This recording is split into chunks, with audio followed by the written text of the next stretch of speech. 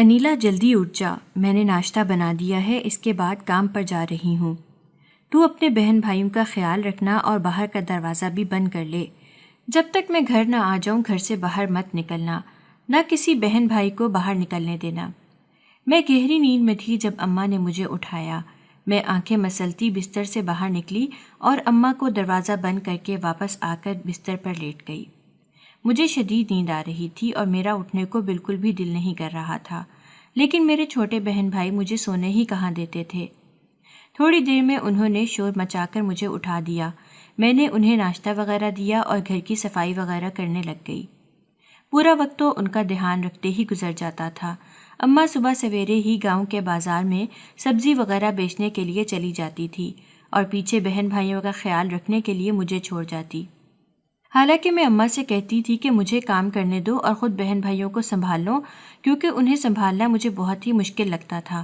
وہ حد سے زیادہ شرارتی تھے، کوئی بات سنتے ہی نہیں تھے، ہر 2 منٹ بعد مجھے تنگ کرتے۔ ان کی وجہ سے میں ایک پل کو آرام بھی نہیں کر پاتی تھی۔ ابھی میں صفائی کر کے ہٹی ہی تھی کہ انہوں نے دوبارہ سے گند پھیلا دیا۔ مجھے کچرا اور ادھر ادھر پھیلا گند بالکل اچھا نہیں لگتا تھا، اس لیے ہر 2 منٹ بعد صفائی کرنے کے لیے اٹھ جاتی۔ اس سب میں ہی دوپہر ہو جاتی تھی۔ اماں کھانا کھانے کے لیے گھر آتی تھی۔ اس سے پہلے میں کھانا وغیرہ تیار کر دیتی اور اماں کے آتے ہی تازی روٹیاں بنا کر اماں کے آگے رکھ دیتی۔ تھوڑی دیر آرام کر کے اماں پھر سے کام کے لیے نکل جاتی اور شام کو واپس آتی۔ اس سے پہلے اماں گاؤں کے سردار کے ہاں بھی کام کر چکی تھی، لیکن وہاں پیسے بہت ہی کم ملتے تھے اور کام بہت زیادہ کرنا پڑتا تھا، جس وجہ سے اماں نے وہاں کام کرنا چھوڑ دیا تھا۔ اماں کو ویسے بھی وہ لوگ بالکل بھی پسند نہیں تھے، اپنے ملازمین سے بہت ہی بدتمیزی سے پیش آتے تھے اور وقت پر پیسے بھی نہیں دیتے تھے۔ کچھ وقت تو اماں نے مجبوری میں یہ سب برداشت کیا، لیکن پھر اماں نے سوچا کہ کیوں نہ میں اپنی ہی سبزی کی ریڑھی لگا لوں۔ گھر کے پاس ہی اماں نے بہت سی سبزیاں اگا رکھی تھیں۔ کبھی کبھی تو اماں قریبی قصبے میں بھی سبزیاں بھجوا دیتی تھی۔ شہر سے بھی لوگ سبزیاں وغیرہ لینے کے لیے جب گاؤں آتے تو اماں انہیں بھی سبزیاں دیتی۔ ہمارے پاس کوئی زیادہ زمین نہیں تھی کہ بڑے پیمانے پر اگا پاتے، اس لیے جتنی بھی ہو پاتی تھی اتنی اماں بیچ دیتی تھی، جس سے ہمارا گزارا ہو رہا تھا۔ ابا کی وفات کے بعد سے ہی مشکلات نے گویا ہمارے گھر کا راستہ دیکھ لیا تھا۔ کوئی بھی مشکل وقت میں مدد کو تیار نہیں تھا۔ ایسے میں اماں نے بار بار دوسروں کے سامنے ہاتھ پھیلانے سے بہتر خود ہمت کر کے کام کرنے کو ترجیح دی۔ ابا کی موت ایک چھوٹے سے حادثے کی وجہ سے ہو گئی تھی۔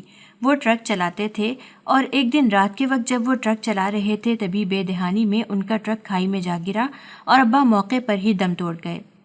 کئی دن تک تو ہمیں کچھ سمجھ میں ہی نہیں آیا کہ کیا ہوا ہے۔ گھر کے واحد کمانے والے میرے ابا ہی تھے، انہی کی کمائی سے یہ گھر چلتا تھا۔ وہ ہم سب کا بہت خیال رکھتے تھے اور بہت پیار بھی کرتے تھے، خاص طور سے مجھ سے تو بہت زیادہ محبت کرتے تھے۔ میں سب سے بڑی بھی تھی، اس وجہ سے اماں اور ابا کے بہت قریب تھی۔ باقی بہن بھائیوں کو تو تقریباً میں نے خود ہی پالا تھا۔ اماں کے ساتھ مل کر ان کا خیال رکھتی اور اماں کا ہاتھ بھی گھر کے کاموں میں بٹایا کرتی تھی۔ مجھے پڑھائی وغیرہ کرنے کا کچھ خاص شوق نہیں تھا، اس لیے میں نے چند جماعتیں پڑھ کر ہی پڑھائی چھوڑ دی تھی۔ میرا پڑھائی میں بالکل بھی دل نہیں لگتا تھا۔ اماں کا ارادہ تھا کہ کچھ سالوں میں مجھے کوئی ہنر سکھا دیں تاکہ آگے میرے کام آئے، لیکن اس سے پہلے ہی ابا کی وفات ہو گئی۔ جب ابا فوت ہوئے تو رشتہ داروں نے ہم سے ان کی میت پر ہی یہ بات کہہ دی کہ ہم سے کسی طرح کی کوئی امید مت رکھنا، ہم کوئی مالی مدد نہیں کر پائیں گے، ہمارے حالات اتنے اچھے نہیں ہیں۔ ان سب نے منہ پر اس طرح سے بات کی تھی کہ اماں اپنے لب سی کر رہ گئی تھی۔ اس وقت ہم میں سے کوئی بھی اس بارے میں نہیں سوچ رہا تھا، ہم تو ابا کے گزر جانے کے غم میں مبتلا تھے۔ ابا کا جنازہ صحن میں رکھا ہوا تھا اور لوگ اس طرح کی باتیں کر رہے تھے۔ ان میں سے کسی کو ہمارا احساس تک نہیں تھا، کم سے کم اس وقت تو خاموش رہ سکتے تھے۔ ابا کا جنازہ اٹھنے کے بعد کئی دن تک اماں نے کچھ نہیں کہا۔ گھر میں موجود جمع پونجی اور راشن بالکل ختم ہو گیا تھا۔ مجھے کچھ بھی سمجھ نہیں آ رہا تھا کہ کیا کریں۔ میں نے اماں سے کہا کہ اماں ہمارے پاس 1 روپیہ تک نہیں بچا ہے، اب کیا کریں گے؟ کوئی تو راستہ ہوگا نا؟ تو اماں نے کہا کہ میں جا کر تمہارے چاچا لوگوں سے بات کرتی ہوں، ہو سکتا ہے کہ وہ کوئی مدد کر دیں۔ میں اماں سے کہنا چاہتی تھی کہ وہ لوگ تو پہلے ہی ہمیں صاف کہہ کر گئے ہیں کہ ہم سے مدد مت مانگنا اور نہ ہی کسی اچھے کی امید رکھنا، تو وہاں جا کر ان کے سامنے ہاتھ پھیلانے کا کوئی فائدہ نہیں۔ لیکن اماں کے چہرے پر پریشانی دیکھ کر میں خاموش ہو گئی۔ اگر وہ ایک بار کوشش کرنا چاہتی ہیں تو کوئی بات نہیں۔ اماں چاچا کے گھر گئی اور ان سے کہا کہ ہماری مدد کر دیں، میں کچھ ہی دن میں اپنے لیے کوئی کام کاج ڈھونڈ لوں گی، تب تک کے لیے اگر آپ ہماری مدد کر دیں گے تو ہمارے گھر کا خرچہ چل پائے گا۔ میرے چھوٹے چھوٹے بچے ہیں، وہ بھوکے ہیں، میں کب تک انہیں بہلاتی رہوں گی؟ لیکن چاچا نے صاف انکار کر دیا اور کہا کہ ہم تو پہلے ہی تمہیں بتا چکے ہیں کہ ہم سے مدد مت مانگنا، پھر بھی تم بے شرموں کی طرح اٹھ کر یہاں پر آ گئی ہو۔ آج سے ہمارا تم سے یا تمہارے بچوں سے کوئی تعلق نہیں ہے، دوبارہ یہاں مت آنا۔ یہ سن کر اماں روتی ہوئی واپس آ گئی۔ اماں کا کوئی بہن بھائی نہیں تھا اور نہ ہی والدین حیات تھے، ورنہ اماں شاید ان سے جا کر مدد مانگ لیتی۔ ہر طرف سے جب امید کے دروازے بند ہو گئے تو اماں نے مجھ سے کہا کہ میں اپنے لیے کام ڈھونڈتی ہوں، تم بس گھر میں اپنے بہن بھائیوں کا خیال رکھنا، کسی کو گھر میں مت آنے دینا۔ یہ کہہ کر اماں چادر اوڑھ کر گھر سے نکل گئی۔ میں نہیں جانتی تھی کہ اماں کہاں پر جا رہی ہے، لیکن جب اماں واپس آئی تو اس کے چہرے پر خوشی کے آثار تھے۔ اماں نے مجھ سے کہا کہ مجھے کام مل گیا ہے۔ یہ سن کر میں بھی بے تحاشا خوش ہو گئی۔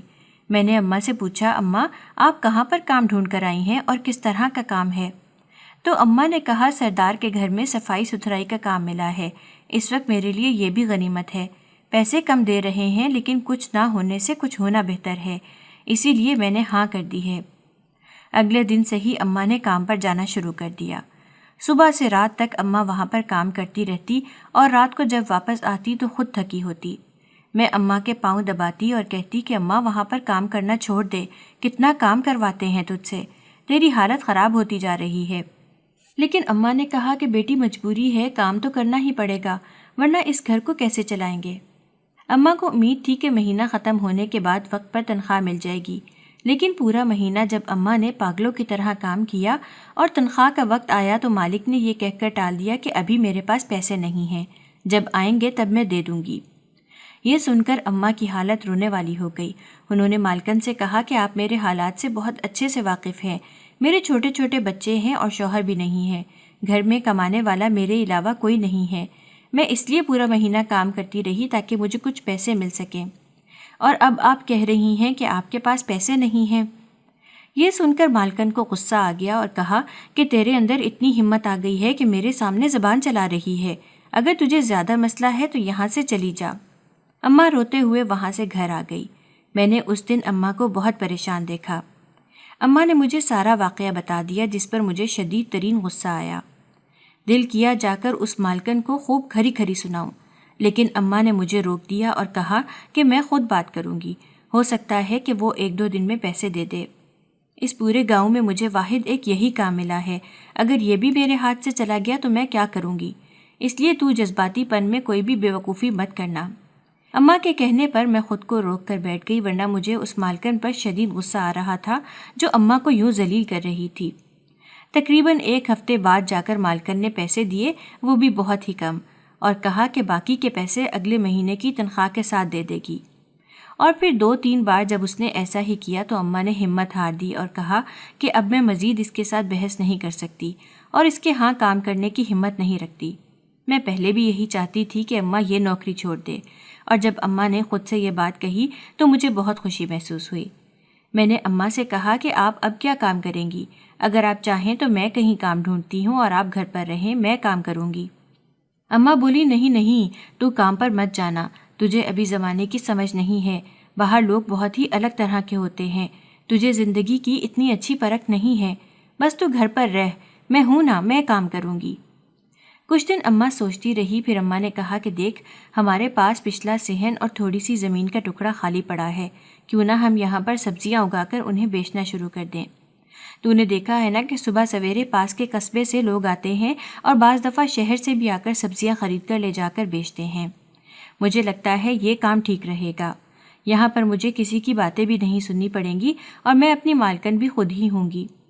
مجھے بھی اماں کی یہ بات بہت پسند آئی اور میں نے اماں سے کہا کہ ٹھیک ہے، ہم کل سے ہی سبزیاں لگانے کا کام شروع کرتے ہیں۔ ویسے بھی ہمارے گاؤں میں بہت کم لوگ سبزیاں اگاتے تھے، سبزیوں کی مانگ زیادہ تھی اور سبزیاں کم تھیں، اس لیے اماں اور مجھے امید تھی کہ ہمارا یہ کام اچھا چل نکلے گا۔ اماں کو سبزیاں وغیرہ لگانی بہت ہی اچھے سے آتی تھی، پہلے بھی شوق میں کبھی کبھی لگا لیا کرتی تھی، لیکن اب تو کام کرنے کے لیے لگا رہی تھی۔ ہم نے اچھے سے زمین تیار کی اور پھر اس میں سبزیاں اگانے کے لیے بیج وغیرہ لگا دیے۔ کچھ ہی دنوں میں پودے نکل آئے۔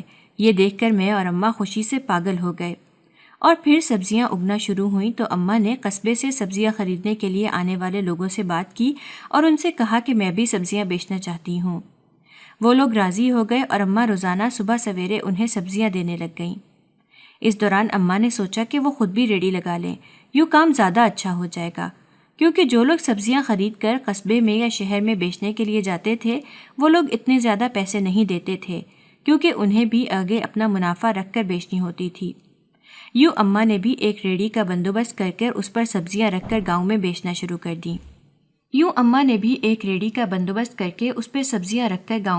شروع کر دیں۔ اماں گاؤں کے بازار میں ہی کھڑی ہو کر بیچا کرتی تھی۔ وہ صبح سویرے اٹھ جاتی تھی اور سبزیاں جمع کر کے رکھتی اور پھر ناشتہ بنا کر مجھے اٹھا دیتی۔ میں اماں کے پیچھے دروازہ بند کرتی اور پھر بہن بھائیوں کو ناشتہ وغیرہ کرواتی۔ پورا دن انہیں سنبھالتے میں اماں کا انتظار کرتی رہتی اور پھر جب شام کو اماں آتی تو اماں کے ساتھ بیٹھ کر خوب باتیں کرتی۔ ہمارے وہ رشتہ دار جنہوں نے مشکل وقت میں ہماری بالکل بھی مدد نہیں کی تھی اب ہمارے گھر آ کے اماں سے گاہے بگاہے پیسے مانگنے کی کوشش کرتے۔ اماں انہیں کسی نہ کسی طرح سے ڈال دیتی تھی کیونکہ ان کے لالچ کو وہ بھانپ گئی تھیں۔ جسے ضرورت ہوتی صرف اسے ہی دیتی تھی۔ اماں نے ایک دن مجھ سے کہا کہ میں چاہتی ہوں کہ تیری شادی کر دی جائے، لیکن اس گاؤں میں مجھے کوئی بھی رشتہ سمجھ میں نہیں آتا ہے۔ میں نے اماں سے کہا کہ اتنی بھی کیا جلدی ہے، اگر تم میری شادی کر دو گی تو بہن بھائیوں کا دھیان کون رکھے گا؟ اماں بولی یہ سب تو بات کی باتیں ہیں، لیکن فی الحال رشتہ تو ڈھونڈ ہی سکتی ہوں۔ میں نے یہ مسئلہ اماں پر چھوڑ دیا اور کہا کہ جیسا آپ کو ٹھیک لگتا ہے ویسا ہی کریں۔ میری رضامندی جان کر اماں نے گاؤں کی بہت سی عورتوں سے اس بارے میں بات کی اور کہا کہ اگر کہیں کوئی اچھا رشتہ نظر میں ہو تو بتانا، میں اپنی بیٹی کا رشتہ طے کرنا چاہتی ہوں۔ جب میرے چاچا لوگوں کو پتہ چلا کہ اماں میرے لیے رشتہ ڈھونڈ رہی ہے تو وہ فوراً سے آ گئے اور کہنے لگے، ارے تم نے تو ہمیں بالکل ہی بیگانہ کر دیا ہے، ادھر ادھر رشتہ ڈھونڈنے کی کیا ضرورت ہے؟ میرا بیٹا ہے نا، کیا تمہاری بیٹی کے لیے وہ ٹھیک نہیں ہے؟ ارے بھائی گھر کی بات گھر میں ہی رہ جائے گی، ادھر ادھر رشتہ ڈھونڈنا ضروری ہے کیا؟ چاچا ایسے بول رہے تھے جیسے ان سے بڑا ہمارا ہمدرد کوئی نہیں ہے اور انہوں نے ہر مشکل میں ہمارا ساتھ دیا ہو۔ اس وقت مجھے یاد آیا کہ کیسے انہوں نے اماں سے کہا تھا کہ تم لوگوں سے ہمارا کوئی تعلق نہیں ہے، اور اب یوں اچانک سے آ ٹپکے تھے جیسے اپنی کہی بات یاد ہی نہیں تھی۔ اماں نے ان کی تمام باتیں بہت ہی تحمل سے سنی اور کہا کہ نہیں، میں اپنی بیٹی کا رشتہ یہاں نہیں کرنا چاہتی، جہاں میری بیٹی کے لیے مجھے بہتر لگے گا میں وہیں اس کا رشتہ کروں گی۔ آپ لوگوں کا بہت شکریہ۔ جب ان لوگوں نے صاف جواب سن لیا تو میری چاچی غصے سے کہنے لگی، بہت زیادہ تم اونچی اڑانے اڑ رہی ہو، منہ کے بل زمین پر گرو گی اور پھر ہم سے مدد مانگنے کے لیے روتی پھرو گی۔ یہ کہہ کر وہ تفنن کرتی وہاں سے نکل گئی۔ پیچھے اماں خاموشی سے بیٹھی رہ گئی۔ میں نے اماں سے کہا کہ آپ نے انہیں ٹھیک سے جواب کیوں نہیں دیا؟ آپ اتنا خاموش کیوں بیٹھی تھیں؟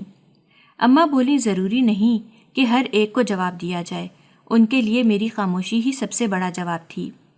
میری اماں کافی صلح جو اور سمجھدار خاتون تھیں، لیکن میں شدید غصے والی تھی۔ مجھے ذرا ذرا سی بات پر غصہ آ جاتا تھا اور سمجھ نہیں آتی تھی کہ کب کس کو کیا کہہ رہی ہوں۔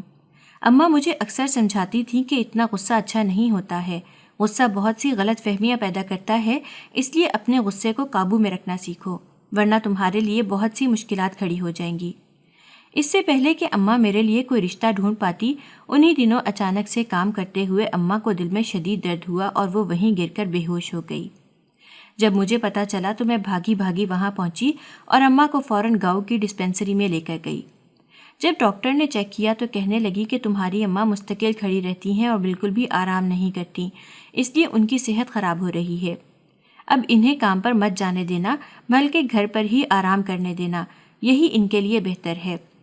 ڈاکٹر کی بات سن کر میں پریشان ہو گئی کہ آخر ایسا کیا ہوا ہے جو اماں کی ایسی حالت ہو گئی ہے۔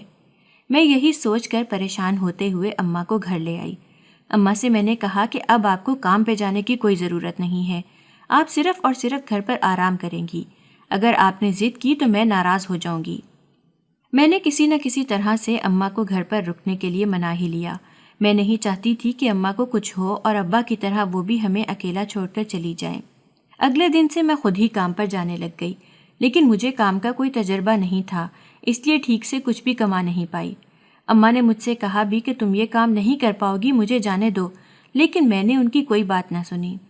لیکن اماں نے ٹھیک کہا تھا، میں یہ کام نہیں کر پا رہی تھی۔ پھر میں نے سوچا کہ کیوں نہ میں سبزیاں بیچنے کا کام چھوڑ دیتی ہوں۔ بازار میں کھڑے ہو کر سبزیاں بیچنا بہت مشکل تھا۔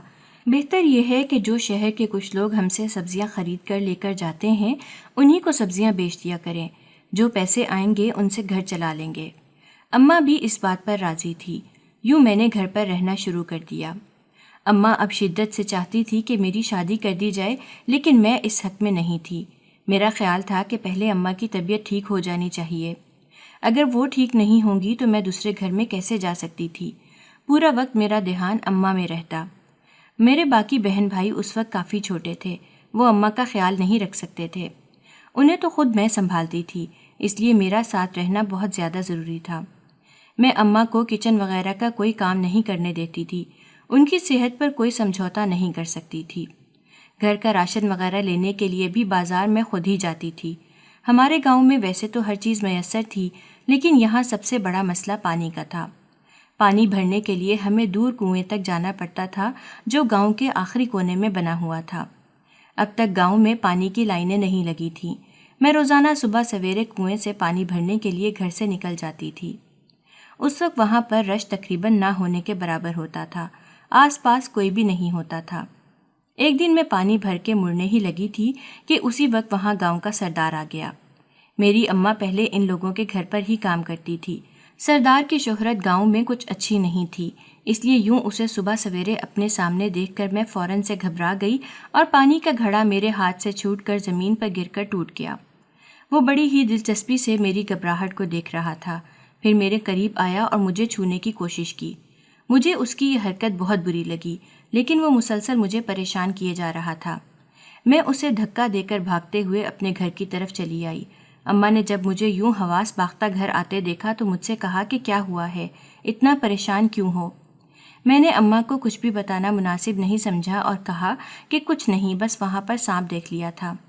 اماں جانتی تھی بچپن سے ہی مجھے جانوروں وغیرہ سے ڈر لگتا ہے اور کیڑے مکوڑوں سے تو حد سے زیادہ، اس لیے انہوں نے مجھے کہا تو بھی پاگل ہے، ایک سانپ سے ڈر گئی، گاؤں میں پیدا ہوئی ہے، اس کے باوجود ان چیزوں سے ڈرتی ہے۔ اچھا چل، کل سے پانی بھرنے میں چلی جاؤں گی۔ میں نے اماں کو فوراً سے منع کر دیا اور کہا کہ ڈاکٹر نے آپ کو منع کیا ہے نا، آپ بس آرام کریں۔ میری ضد پر اماں مان گئی، پھر مجھ سے کہنے لگی لیکن تم مجھے تھوڑا بہت گھر کا کام کرنے دیا کرو، ایسے فارغ بیٹھ کر بھی بیماریاں لگ جاتی ہیں، مجھ سے فارغ نہیں بیٹھا جاتا۔ میں نے اماں سے کہا ٹھیک ہے، آپ تھوڑا بہت ہاتھ بٹا دیا کریں لیکن زیادہ کام مت کرنا۔ پھر پورا دن میں دوبارہ کنویں کے قریب نہیں گئی۔ میں نے گاؤں کے ہی ایک لڑکے سے پانی منگوا لیا تھا۔ اماں نے جب مجھ سے پوچھا کہ خود سے کیوں نہیں گئی تو میں نے اماں سے کہا کہ دوبارہ سانپ کو دیکھوں گی تو ڈر لگے گا، کل چلی جاؤں گی۔ میرا بہانہ سن کر اماں خاموش ہو گئی۔ اگلے دن صبح مجھے وہاں جاتے کافی ڈر لگ رہا تھا۔ میں سوچ رہی تھی کہ میں کنویں سے پانی بھرنے جاؤں یا نہ جاؤں، لیکن گھر میں پانی ختم ہو چکا تھا اور پانی بھرنے کی اشد ضرورت تھی۔ ہم لوگ پینے کا پانی وہیں سے لے کر آتے تھے۔ اماں کو کافی پیاس لگی ہوئی تھی، تھوڑا بہت پانی تھا وہ میں نے اماں کو دے دیا، اب کچھ نہیں بچا تھا۔ ناشتے کے لیے بھی پانی کی ضرورت تھی۔ میں نے ہمت کر کے گڑھا اپنے سر پر رکھا اور سوچا کہ ضروری تھوڑی ہے کہ وہ روز وہاں آ جائے، ہو سکتا ہے اس دن ویسے ہی وہاں سے گزر رہا ہو، اس سے پہلے بھی تو کبھی نہیں آیا نا۔ خود کو تسلی دیتے ہوئے میں گھر سے باہر نکل گئی۔ سوچوں میں گم جب کنویں کے پاس پہنچی تو دیکھا کہ وہ وہیں بیٹھا میرا انتظار کر رہا تھا۔ مجھے دیکھ کر مسکرانے لگا اور کہنے لگا کہ کل تو تم مجھ سے بچ کر بھاگ گئی تھی، لیکن آج کیسے بچ پاؤ گی؟ دیکھو آس پاس تو کوئی بھی نہیں ہے، آج تو میں کسی صورت تمہیں اپنے چنگل سے نکلنے نہیں دوں گا۔ یہ کہہ کر وہ ایک کمینی سی مسکراہٹ اپنے چہرے پر سجا کر میری طرف بڑھنے لگا۔ اس کے ارادے بالکل بھی ٹھیک نہیں تھے۔ میں چند قدم پیچھے ہٹی لیکن وہ رکنے کا نام ہی نہیں لے رہا تھا، آگے ہی بڑھتا جا رہا تھا۔ اس کا یہ رویہ مجھے خوف میں مبتلا کر رہا تھا۔ مجھے کچھ سمجھ نہیں آ رہی تھی کہ کیا کروں، تبھی وہ آگے بڑھا اور اس نے میرا چہرہ چھوا۔ مجھے یوں لگا جیسے میں نے کسی گند کو چھو لیا ہو۔ میں نے غصے سے اس کے منہ پر تھپڑ مارا اور کہا کہ دوبارہ میرے قریب آنے کی ہمت بھی مت کرنا۔ میں ان لڑکیوں کی طرح بالکل نہیں ہوں جو تمہاری جھولی میں پڑی رہتی ہیں۔ خبردار جو تم نے دوبارہ میرے راستے میں آنے کی کوشش کی۔ میں نے اچانک تھپڑ مارا تھا، اس لیے وہ منہ پر ہاتھ رکھے غصے سے مجھے گھورنے لگا۔ پھر کہنے لگا کہ تمہیں اس کی قیمت چکانی ہی پڑے گی. ابھی تو جا رہا ہوں لیکن کل دوبارہ آؤں گا اور پھر دیکھنا تمہارا کیا حشر کروں گا. میں نے اس کی دھمکی کی کوئی پرواہ نہیں کی، پانی بھرا اور گھر آ گئی. اماں نے مجھ سے کہا کہ آخر کیا بات ہے، کچھ دن سے پریشان لگ رہی ہو. اگر کچھ ہوا ہے تو مجھے بتاؤ، ہو سکتا ہے کہ میں کوئی حل نکال سکوں. میں نے اماں سے کہا کہ نہیں، ایسی کوئی بات نہیں ہے، اگر کچھ ہوگا تو میں آپ کو بتا دوں گی، آپ پریشان مت ہوں. لیکن دل ہی دل میں مجھے خوب ڈر لگ رہا تھا کہ میں ایک غریب سی لڑکی ہوں جس کے سر پر باپ کا سایہ بھی نہیں ہے اور وہ گاؤں کا سردار ہے. میں نے غصے میں اسے تھپڑ تو مار دیا ہے، لیکن اگر اس نے اس تھپڑ کا بدلہ لینے کی کوشش کی تو میں کیا کروں گی اور خود کا بچاؤ کیسے کروں گی؟ اگر اس نے میرے گھر والوں کو نقصان پہنچا دیا تو؟ میں نہ جانے کیا کچھ سوچے جا رہی تھی. اب مجھے بہت ڈر لگ رہا تھا اور اس ڈر کی وجہ سے مجھ سے کوئی بھی کام ٹھیک سے نہیں ہو رہا تھا. تھوڑی دیر تو اماں خاموشی سے دیکھتی رہی، پھر میرے پاس آ گئی اور کہنے لگی کہ تم آرام کرو، میں کام کر لیتی ہوں. میں چپ چاپ اٹھ کر اندر آ کر لیٹ گئی. اگلے دن جب میں کنویں سے پانی بھرنے گئی تو وہ دوبارہ سے میرے راستے میں کھڑا تھا. مجھے پریشان کرنے لگا اور بولا، مجھے خوش کر دو، اس کے بعد تمہاری زندگی ہی بدل کر رہ جائے گی، تمہاری زندگی کی مشکلات ختم ہو جائیں گی. اس کے منہ سے اس طرح کی بات سن کر مجھے حد سے زیادہ شرم آئی اور میں نے اس سے کہا کہ تم کس طرح کی باتیں کر رہے ہو؟ تمہارے گھر میں تمہاری بیوی موجود ہے، اس کے باوجود تم باہر منہ مارنے کو تیار رہتے ہو. میرے راستے سے ہٹ جاؤ، دوبارہ میرے راستے میں مت آنا. لیکن وہ تھا کہ باز ہی نہیں آتا تھا، بار بار میرا راستہ روکتا تھا. میں کسی سے اس بات کا ذکر بھی نہیں کر سکتی تھی اور اب تو مجھے ڈر لگتا تھا کہ اگر گاؤں والوں میں سے کسی نے اسے میرے ساتھ دیکھ لیا تو کہیں بات کا بتنگڑ نہ بنا دیں. میں اس طرح کی کوئی بدنامی مول نہیں لے سکتی تھی. کئی بار میں نے اسے سمجھانے کی کوشش بھی کی، لیکن وہ تھا کہ سمجھنے کو تیار ہی نہیں تھا. اسے مجھے تکلیف پہنچا کر اور بے بس دیکھ کر مزہ آتا تھا. ہر وقت وہ میری عزت خراب کرنے کی بات کرتا رہتا تھا. میری تو کوئی سہیلی بھی نہیں تھی جس کے ساتھ اس مسئلے پر بات کر کے میں کوئی حل نکال سکتی یا کم سے کم دل کا بوجھ ہی ہلکا کر پاتی. مجھے پوری رات خوف کی وجہ سے نیند بھی نہیں آتی تھی. کبھی کبھی تو یوں لگتا تھا جیسے وہ میرے گھر تک پہنچ گیا ہے. اور ایک دن واقعی میں جب میں پانی بھر کر واپس آ رہی تھی تو وہ میرے پیچھے پیچھے چلتا دروازے تک آ گیا. میں نے مڑ کر ایک بار بھی اسے نہیں دیکھا. میں نہیں چاہتی تھی کہ گاؤں والے خود سے کوئی کہانی گھڑیں. اگر میں مڑ کر دیکھتی تو وہ کئی کہانیاں بنا لیتے، اس لیے میں خاموشی سے چلتی رہی. گھر کے اندر جا کر میں نے گڑھا ایک طرف رکھ دیا اور سیدھا اپنے کمرے میں بیٹھ کر رونے لگ گئی. کچھ سمجھ نہیں آ رہا تھا کہ کیا کروں. اماں اس وقت سو رہی تھیں، وہ ابھی تک نہیں اٹھی تھیں، ورنہ مجھ سے 100 سوال کرتیں اور کہتیں کہ تم رو کیوں رہی ہو. تب انہیں دینے کے لیے میرے پاس کوئی جواب نہ ہوتا. سردار کی ان حرکتوں کی وجہ سے میری زندگی گویا قید ہو کر رہ گئی تھی. ہر وقت یوں لگتا تھا جیسے وہ اپنی غلیظ نگاہوں کو مجھ پر گاڑے ہوئے ہے. میری اماں مجھ سے پوچھ کر تھک گئی تھیں کہ آخر کیا ہوا ہے جو تم ایک دم سے خاموش ہو گئی ہو؟ کبھی بھی تم اتنی چپ نہیں رہی تھی، ہر وقت کچھ نہ کچھ بولتی رہتی تھی. اب تو تم اپنے بہن بھائیوں کو بھی نہیں ڈانٹتی ہو. اگر تم مجھے اپنا مسئلہ نہیں بتاؤ گی تو کسے بتاؤ گی؟ میں تمہاری ماں ہوں، کم سے کم مجھے تو بتاؤ کہ کیا ہوا ہے. لیکن میں اماں کو بتاتی بھی تو کیا کہ سردار مجھے تنگ کر رہا ہے، میرا راستہ روکتا ہے، مجھ سے غلط بات کرنے کی کوشش کرتا ہے، کبھی مجھے چھونے کی کوشش کرتا ہے. اگر یہ سب باتیں میں اماں سے کہتی تو اماں مجھے گھر سے ایک قدم بھی باہر نہ نکلنے دیتی اور سارے کام خود کرنے لگ جاتی اور پھر ان کی حالت بگڑ جاتی. اس لیے میں نے اب تک یہ بات اپنے دل میں دبائے رکھی. لیکن میں نہیں جانتی تھی کہ اس سب کا انجام بہت ہی برا ہونے والا ہے. ایک دن جب میں پانی بھر رہی تھی تو سردار وہاں آ گیا اور اس نے اب کی بار ہر حد پار کرنے کی کوشش کی اور میری قمیض پکڑ کر پھاڑنے لگا. مجھ سے برداشت نہیں ہوا تو میں نے اپنی عزت بچانے کے لیے اسے زور سے پیچھے کی طرف دھکیلا تو وہ سیدھا کنویں کے اندر جا گرا. میں فوراً سے پریشان ہو گئی اور بھاگتی ہوئی کنویں کے قریب آئی تو دیکھا وہ پانی میں ڈوبا مدد کے لیے چلا رہا تھا. میں گھبرا کر فوراً وہاں سے بھاگ گئی. گھر آ کر میں کمرے میں بند ہو گئی. اماں کمرے کا دروازہ بجا کر مجھ سے کئی گھنٹوں تک کہتی رہیں کہ دروازہ کھولو، کیا ہوا ہے تمہیں، مجھے بتاؤ، اتنی گھبرائی ہوئی کیوں ہو. میں اماں کو سب کچھ بتانا چاہتی تھی لیکن میرے منہ سے ایک لفظ تک نہیں نکل رہا تھا. مجھے 2-3 گھنٹے ہو گئے تھے کمرے میں بند ہوئے. اسی وقت باہر شور سا اٹھنے لگا. میں گھبرا کر فوراً سے کمرے سے باہر آئی تو دیکھا کہ باہر گاؤں والے آپس میں کھڑے باتیں کر رہے تھے اور کہہ رہے تھے کہ سردار کی اچانک موت ہو گئی ہے، پتہ نہیں کس طرح وہ کنویں میں گر گیا. میں فوراً سے گھبرا کر اندر واپس آ کر کمرے میں بند ہو گئی۔ اماں نے دیکھا کہ سردار کی موت کی خبر سن کر میں دوبارہ سے پریشان ہو گئی ہوں تو اماں نے مجھ سے سوالات کرنا شروع کر دیے۔ میں نے کمرے کا دروازہ کھولا اور روتے روتے اماں کو سب کچھ بتا دیا۔ میری بات سن کر اماں بھی پریشان ہو گئیں اور بولی، بیٹی تم نے مجھے یہ سب پہلے کیوں نہیں بتایا؟ اتنے دن اکیلی سہتی رہی۔ پریشان مت ہو، تم نے کسی غلط ارادے سے اسے دھکا نہیں دیا تھا، بلکہ غلطی اس کی ہی ہے جو وہ تمہاری عزت پر حملہ کرنے جا رہا تھا۔ وہ اسی کا مستحق تھا۔ اس جیسے لوگوں کے ساتھ یہی ہونا چاہیے جو دوسروں کی عزتوں سے کھیلتے ہیں۔ میں نے اماں سے کہا کہ اگر گاؤں میں کسی کو پتہ چل گیا تو کیا ہوگا؟ اماں بولی، کسی کو پتہ نہیں چلے گا، یہ صرف ایک حادثہ ہے اور کچھ نہیں، تم خاموش رہنا۔ اماں کے کہنے پر میں گھر میں ہی رہی اور کہیں پر بھی نہیں گئی، لیکن اگلے دن ہمارے گھر کا دروازہ زور زور سے بجنے لگا۔ میں نے گھبرا کر جیسے ہی دروازہ کھولا تو دیکھا کہ سردار کے لوگ وہاں کھڑے تھے۔ انہوں نے مجھ سے کہا کہ چل ہمارے ساتھ، ہم جانتے ہیں کہ تو نے ہی سردار کو مارا ہے۔ تجھے گاؤں میں کسی نے سردار کو دھکا دیتے ہوئے دیکھ لیا تھا اور تیرے دھکا دینے کی وجہ سے ہی وہ کنویں میں گر کر مرا۔ اب تجھے اس کی سزا بھگتنی پڑے گی۔ یہ سن کر میں پریشان ہو گئی اور کہا کہ نہیں، میں نے کچھ نہیں کیا، مجھے مت لے کر جاؤ۔ شور سن کر اماں بھی اٹھ کر آ گئی۔ جب سارا ماجرا اماں کو پتہ چلا تو اماں نے مجھے بچانے کی بہت کوشش کی، لیکن وہ اس میں کامیاب نہ ہو سکی۔ گاؤں کے لوگ کھڑے تماشا دیکھ رہے تھے۔ سردار کے لوگ مجھے وہاں سے لے کر سردار کے گھر لے کر آ گئے۔ جیسے ہی وہ مجھے حویلی کے اندر لے کر گئے تو سامنے ہی بیٹھی سردار کی بیوی چیل کی طرح میری طرف جھپٹی اور مجھے بالوں سے پکڑ کر کہنے لگی، تو نے ہی میرے شوہر کو مارا ہے نا؟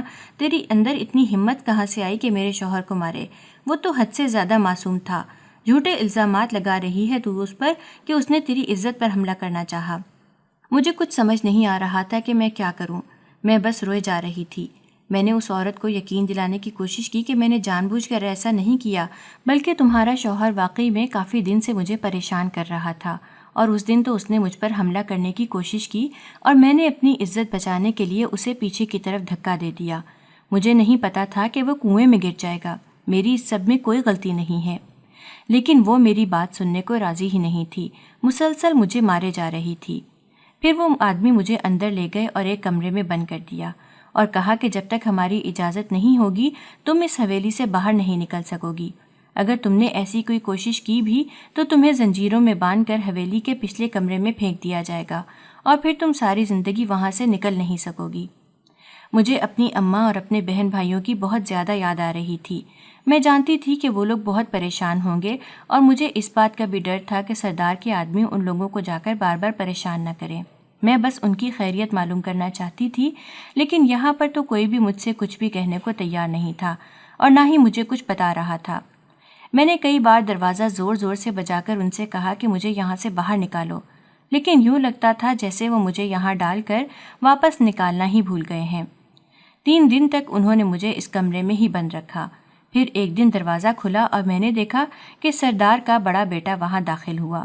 اس نے مجھ سے کہا کہ تم نے میرے باپ کو کیوں مارا ہے؟ تم ان پر جھوٹا الزام لگا کر انہیں گاؤں بھر میں بدنام کرنا چاہتی ہو نا؟ میں نے اس سے کہا، آپ لوگ میری بات پر یقین کیوں نہیں کر رہے؟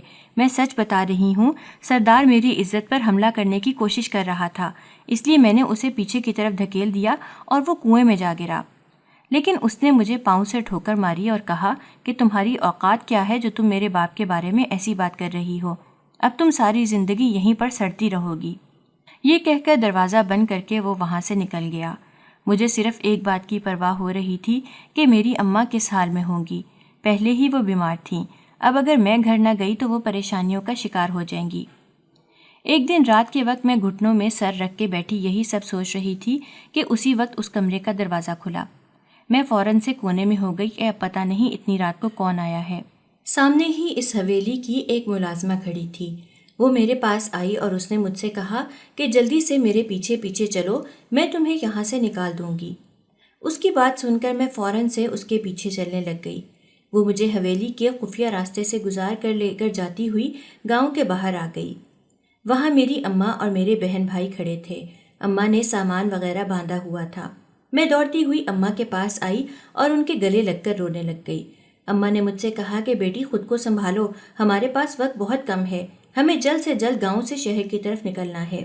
میں نے تمام ضروری چیزیں لے لی ہیں، تم پریشان مت ہو۔ اماں نے اس ملازمہ کا شکریہ ادا کیا اور پھر ہم لوگ گاؤں سے باہر نکل آئے۔ اس وقت شہر جانے والی بس آدھے گھنٹے بعد نکلنے والی تھی۔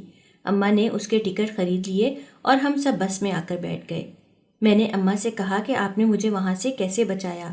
اماں بولیں تجھے یاد ہے نا، میں نے کچھ عرصہ سردار کی حویلی میں کام کیا تھا، وہیں ایک ملازمہ سے میری جان پہچان ہو گئی تھی، اس سے بات کر کے میں نے اس سے مدد کی درخواست کی تو وہ راضی ہو گئی، اللہ اس کا بھلا کرے، اس نے ہی تمہیں وہاں سے خیر خیریت سے نکالا ہے۔ میں نے اماں سے کہا کہ اگر ان لوگوں نے اس ملازمہ کو پکڑ لیا یا اسے کوئی سزا دی تو؟ اماں بولیں تو پریشان مت ہو، وہ ان کی بہت ہی خاص ملازمہ ہے، وہ اس پر بالکل بھی شک نہیں کر سکتے، بس اب ہم شہر جا کر ایک نئی زندگی جینا شروع کر دیں گے، صبح تک ہم شہر پہنچ جائیں گے، وہاں ایک چھوٹا سا گھر کرائے پر لے کر رہیں گے۔ میں کافی دن سے اسی بارے میں سوچ رہی تھی اور ان سب چیزوں کا انتظام کر رہی تھی۔ تیرے ابا جہاں ٹرک چلاتے تھے وہیں ان کے کچھ دوست تھے، ان سے بات کر کے میں نے گھر کا انتظام کروایا ہے، سب لوگ مدد کرنے کو تیار ہیں، اچھے لوگوں کی اس دنیا میں ابھی کمی نہیں ہے۔ تھوڑی دیر بعد بس چلنے لگ گئی۔ میں جانتی تھی کہ حویلی میں اب تک میری گمشدگی کی خبر پھیل چکی ہوگی اور وہ سب لوگ پاگلوں کی طرح مجھے ڈھونڈ رہے ہوں گے۔ صبح کے وقت ہم لوگ شہر میں پہنچے تو اماں لوگوں سے پتہ پوچھتی ہمیں ایک چھوٹے سے محلے میں لے کر آ گئی۔ وہاں 2 کمروں کا ایک گھر اماں نے کرائے پر لیا تھا۔ اماں نے مالک مکان کو کرایہ دیا اور گھر کے اندر سامان وغیرہ رکھ دیا۔ مجھے کچھ سمجھ نہیں آ رہا تھا کہ یہاں پر ہم اپنی زندگی کیسے گزاریں گے اور نئی زندگی کی شروعات کیسے کریں گے، کمائیں گے کیسے۔ اماں بولیں تو اس سب کی فکر مت کر، ہم یہاں پر بھی سبزیوں کا کام کر سکتے ہیں۔ پھر اماں نے وہاں پر سبزیوں کی ریڑھی لگانا شروع کر دی۔ ہمارا گزارا اچھا ہو رہا تھا۔ اب اماں کی خواہش تھی کہ وہ میری شادی پکی کر لیں۔ ادھر ادھر رشتہ ڈھونڈنا شروع کیا تو ایک مناسب رشتہ مل گیا، وہاں بات چلا کر اماں نے میرا رشتہ پکا کر دیا۔ اگلے سال میری شادی تھی۔ اماں چاہتی تھی کہ وہ میری شادی بہت ہی اچھے سے کریں، لیکن اکثر ہی مجھے اس بات کا خوف رہتا تھا کہ کہیں گاؤں کے سردار کا بیٹا مجھے ڈھونڈتے ڈھونڈتے یہاں تک نہ پہنچ جائے۔ لیکن اماں مجھے سمجھاتی تھی کہ اب ہم ان لوگوں سے بہت دور آ گئے ہیں، وہ لوگ یہاں نہیں آ سکتے، نہ ہی تمہاری تلاش یہاں تک کر سکتے ہیں، اس لیے تم ان سے خوفزدہ ہونے کے بجائے اپنی آنے والی زندگی کے بارے میں سوچو، اپنی شادی کی تیاریاں کرو۔ اماں کی بات سن کر میں پھر شادی کی تیاریوں میں مصروف ہو گئی اور یوں کچھ عرصے بعد دلہن بن کر اسفر کی زندگی میں چلی آئی۔ شادی کے کچھ عرصے بعد ہی میں اس بھیانک واقعے کو مکمل طور پر بھول گئی۔ اسفر ایک بہت ہی بہترین ہمسفر ثابت ہوا تھا۔ میری شادی اسی محلے میں ہوئی تھی۔ 2 گھر چھوڑ کر ہی اماں لوگ رہتے تھے۔ میں دن میں اماں کے پاس جا کر ان کے گھر کا کام بھی کر دیتی تھی تاکہ اماں کو مشکل نہ ہو۔